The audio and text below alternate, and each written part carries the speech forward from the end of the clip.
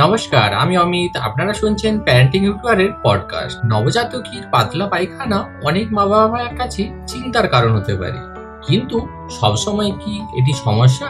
কখন চিন্তার কারণ হয়ে উঠতে পারে আর কিভাবে আমরা এটিকে সামলাতে পারি, আজ আমরা এই বিষয়গুলি নিয়ে আলোচনা করব। নবজাতকের পাতলা পায়খানা হওয়ার কারণ।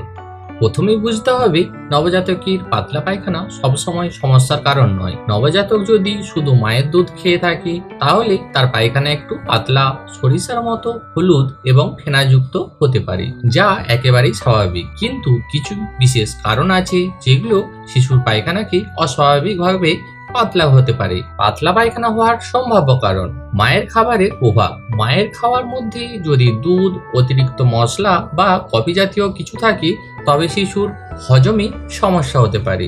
2. ফর্মুলা দুধের পরিবর্তন। নতুন ফর্মুলা দুধ দিলে শিশুর শরীর মানিয়ে নিতে কিছুটা সময় লাগে। 3. সংক্রমণ। ভাইরাস, ব্যাকটেরিয়া বা পরজীবী সংক্রমণ হলে পাতলা পায়খানা হতে পারে। 4. Lactose intolerance. কিছু শিশুর শরীর দুধের ল্যাকটোজ হজম করতে পারে না। লাস্ট, দাঁত ওঠার সময়। দাঁত ওঠার সময় শিশুর মুখে অতিরিক্ত লালা তৈরি হয়, যা পেটে গিয়ে হজমের সমস্যা তৈরি হতে পারে। ঘরোয়া সমাধান ও করণীয়। এখন আসি সমাধানের কারণ।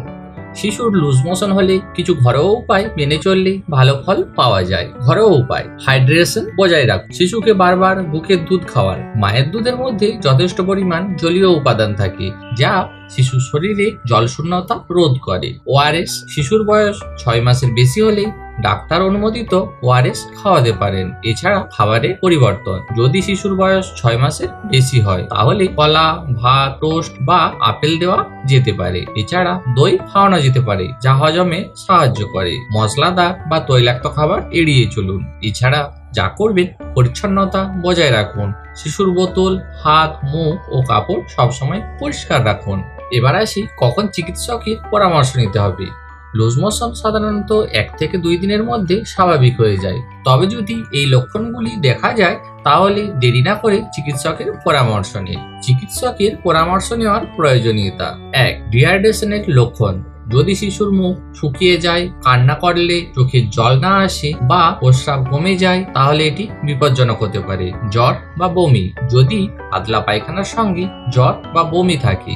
রক্ত বা স্লেমা যুক্ত পায়খানা, এটি একটি ইনফেকশনের লক্ষণ হতে পারে। আচ্ছা, পাতলা পায়খানা 48 ঘন্টার বেশি স্থায়ী হলে ডাক্তারের পরামর্শ নিতে হবে। নবজাতকের পাতলা পায়খানা সাধারণত স্বাভাবিক হলেও কিছু কিছু ক্ষেত্রে সতর্কতা হওয়া জরুরি। নিয়মিত মায়ের দুধ খাওয়ানো, পরিষ্কার পরিচ্ছন্নতা বজায় রাখা ও শিশুর খাদ্যাভ্যাসের দিকে নজর দিলে অনেক সমস্যার সমাধান হয়। তবে যদি সমস্যাটি দীর্ঘস্থায়ী হয়, তাহলে অবশ্যই চিকিৎসকের পরামর্শ নিন।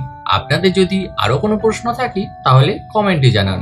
ভিডিওটি যদি উপকারী মনে হয়, তাহলে একটি লাইক করুন, শেয়ার করুন এবং প্যারেন্টিং সম্পর্কিত আরো গুরুত্বপূর্ণ টিপস পেতে চ্যানেলটিকে সাবস্ক্রাইব করুন। দেখা হবে পরবর্তী ভিডিওতে। ভালো থাকুন, সুস্থ থাকুন।